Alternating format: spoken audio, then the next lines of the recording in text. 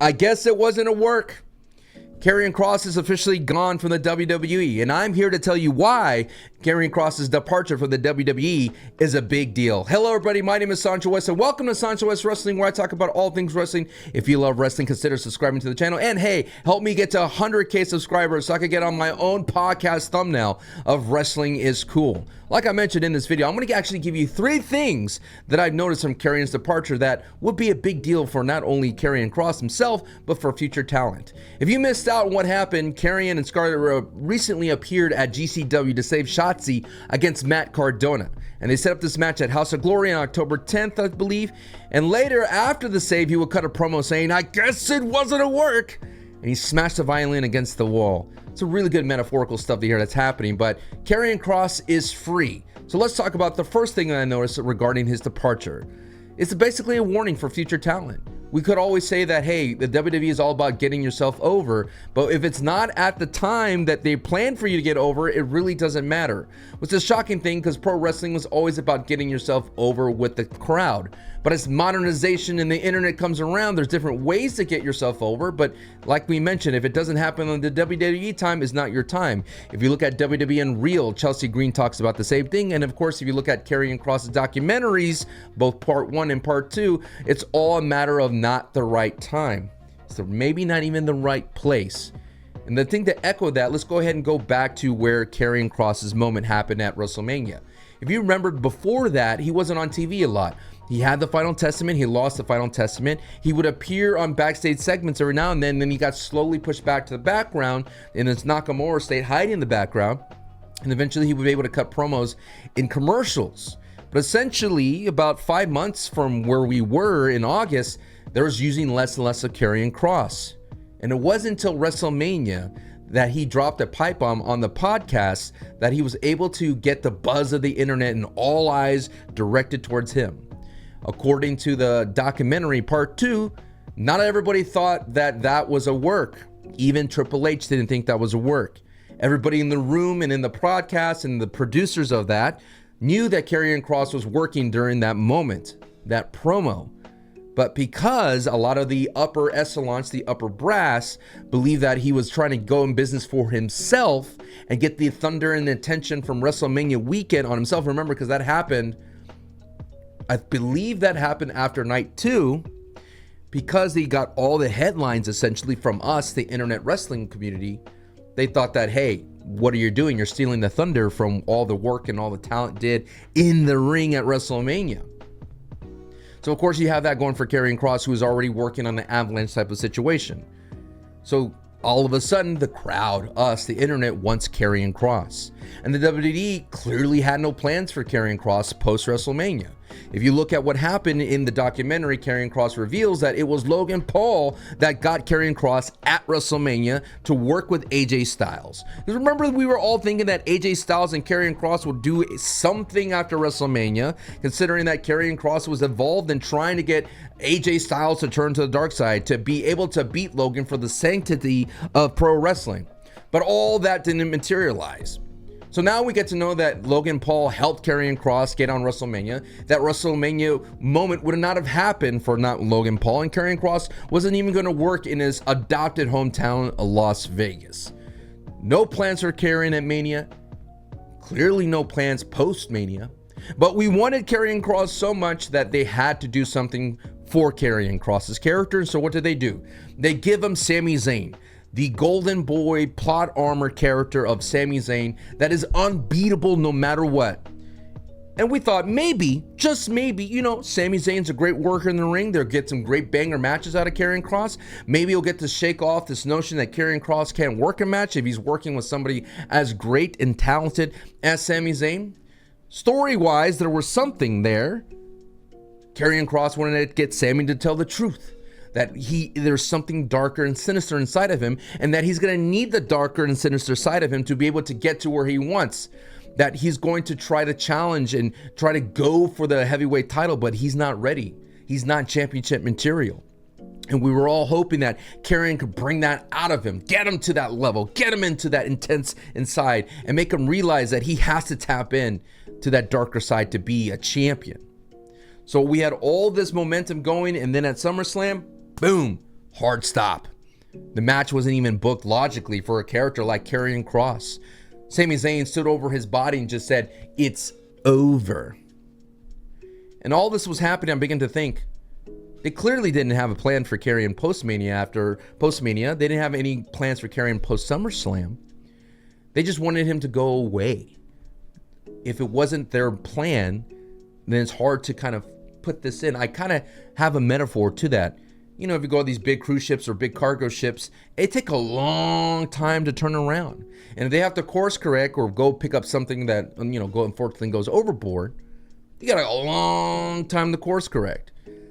So the Karrion Kross situation created this problem that it was going to be a problem to course correct. And one thing I've noticed is Baron Corbin, I believe, said on the Busted Open podcast, he said in a recent interview that the WWE has a way to kind of get the contract negotiations in their favor, that they pick you off TV for 5 months so that your numbers go down, that they don't give you all the metrics. So when Baron Corbin was offered his contract and he was like, wait a minute, I've been someone that's been around for years, working main eventers like Roman Reigns, like Seth Rollins, and I'm known like a strong commodity in the locker room, and I could do whatever you have wanted, I could work any gimmick. And then they were basing off his performance when he wasn't on TV for 5 months or so, and rather than the years and years of previously, of course he couldn't resign. So I think Karrion Kross was in the same situation. If I was only going to be able to take an apples to oranges or apples to kind of semi-apple situation, I could only put 2 and 2 together. So where we are right now, Karrion Kross leaves and then he appears at GCW. Now here's the second thing that I've noticed regarding Karrion Kross's departure for Killer Kross himself. This is really cool. Let's get really hype about this. Let's get really nerdy. Think about this. Matt Cardona versus Karrion Kross is a beautiful story. We get the OG guy who got himself over as Zack Ryder, who leveraged the YouTube internet stardom into something, to millions and millions of subscribers, and then versus the new guy who got leverage and put himself into stardom by using his social media presence, the X accounts, the IG stories, his documentaries on YouTube. So we're getting the OG guy that got it going and the new guy that just showed up on the scene. One of my favorite things is that we got one person in Matt Cardona that's doing everything that he can to get back to the WWE. Every time Royal Rumble comes around, oh, maybe Matt Cardona is going to appear. Every time there's some kind of a character that needs help, like a Chelsea Green, which is his wife, who wants to need another guy. Oh, maybe Matt Cardona could join the Secret Harvest. Versus the other guy, Karrion Kross, who just got kicked out from the WWE. It's a really interesting, fascinating story that we get like two little different versions, like two different timelines of the same person, different parts of the journey. They're about to collide, and I absolutely enjoy this. I absolutely enjoy what's going to happen because it's the like mirror matches, but in different ways, and I find that very cool and fascinating that that's going to go down. And at the same time, Matt Cardona knows how to produce things right in the indie scene, because it is Matt Cardona who is able to kind of show a new way to be an indie star versus Karrion Kross, who is kind of free, I want to say. If you look at his production, if you look at his promos, it's a very freeing process for Karrion Kross. And I think that I've always said that he's going to elevate any promotion because he's going to put in the work and he's going to be able to produce content that will get people watching. Recently, Karrion Kross shared a stats of one of his works that it got over 1 million views, and it is like popping off. And the third thing that I noticed, this is a very interesting thing that's going to be something that I want everybody to keep an eye on, especially people here who watch this channel. It's like, I do think there's something about an organic promo and a feel to it versus a produced vignette. Corporate versus indie. Think about this. In terms of YouTube, it's all started like this, right? Just somebody, me, camera, on, you, watching at home. That's it. Have you noticed here, like, I don't have any kind of fancy edits or b-roll and things like that? It's just just me and you. It's an intimate type of video. But you could have gone, like, you're locked in here, right? We're all together. And there's something that's interesting because then YouTube started off this way, mainly because of the lack of technology for the home person, right? And eventually, YouTubers started to go more production, right? We got more editors, more camera angles, more drone shots. They wanted to be like traditional television. And that's where you see all the YouTubers of the past eventually got their own TV shows, ended up in movies, things of that sort. The Vine stars like Logan Paul eventually ended up on television. All these things started to happen.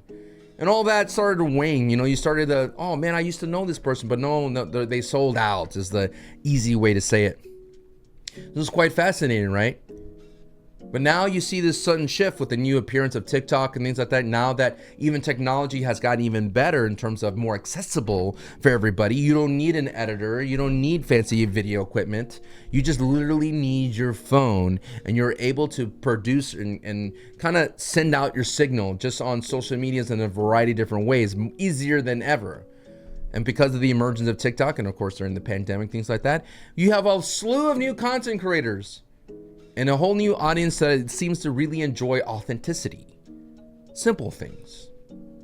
So recently, Karrion Kross puts on a 5-minute promo, literally from his kitchen, which you would see in the thumbnail, talking about Matt Cardona and their relationship and the beautiful organic story that I just mentioned in part 2, my point number 2. And I was locked in and listening to him.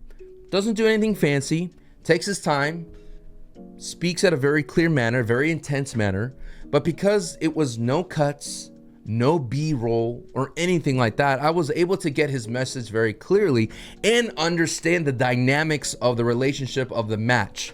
And I was like, all right, I'm in. House of Glory. It's a very, very interesting way to digest this authenticity of a professional wrestler. Now, on the flip side, earlier in that night, I watched Monday Night Raw. And I saw the intense vignette from Rusev and Sheamus talking about their Donnybrook match happening in Clash in Paris. And the entire time I'm trying to listen to Rusev, and I'm like, Rusev, you're saying some really cool stuff. You're intense. But you got the B-roll, you have the flashes, the reel, the recap, and then Sheamus is cutting it, the Donnybrook match, and you have strobe lights going on in the background. I can't hear it. There's a lot of noise there, brother. I'm missing what's making this match like, the grit of this match, because it's hidden with so much polish. So I begin to think like, okay, very interesting, right? You have this corporate production with vignettes, and then you just have a dude in his kitchen cutting a promo. And it's something I do think that eventually the crowd is going to want authenticity. Think about some of the most memorable moments in the WWE in the past. Kevin Owens beating up Cody Rhodes, and next to the tour bus, no other cameras around. It was from the fans. It's organic. It's authentic. Kevin Owens cutting promos in his car. At first it was weird, but it became authentic. It became really cool. All the WWE superstars going to social media like Drew McIntyre, cutting promos on his own. LA Knight cutting promos in the back without any kind of fancy equipment. If you look at recently Montez Ford making his own vignette. These are the things that I do feel that the WWE will slowly adopt, and I do believe us, the fans of pro wrestling, will slowly get to understand what it's like, the difference, this polish and this raw type of take. And it's something that I want to keep an eye on. It's not really fleshed out yet. It's something that I'm really slowly noticing. And I know Matt Cardona has been doing it for a while, but it's interesting to see someone like a Karrion Kross start adopting these things and to see where he's going to go now that he's free. And that's what gets me the most excited. Is he going to be a Drew McIntyre and make his way back to the WWE? Don't know. Is he going to be a Cody Rhodes and go down the route of an AEW or establish or grow a brand and then eventually go back to the WWE? I don't know. But what I do know, and what has been told to me, and what's clear as day based on what happened, is that if you get yourself over in the WWE and it was not on their time, your time is up. And you're just going to have to move on. And like I mentioned in the previous episode when I talked about Karrion Kross's departure at the first time around, it's not the end, man. The WWE is not the top of the mountain.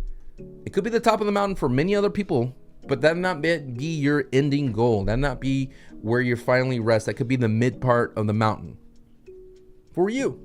And that could be the thing for Killer Kross. I'm excited to see Killer Kross and Matt Cardona. Let me know if you want me to do a review of that match. I'll keep a tabs on the entire thing, and I'll keep a tab on the indie side of things and the corporate side of things. And let me know. I know this is not a fully fleshed out WWE video, but let me know if you would like to see more of these kind of breakdowns and updates around the world of wrestling. Thank you so much for watching, and I hope you subscribe. I'll see you all in the next one. Peace.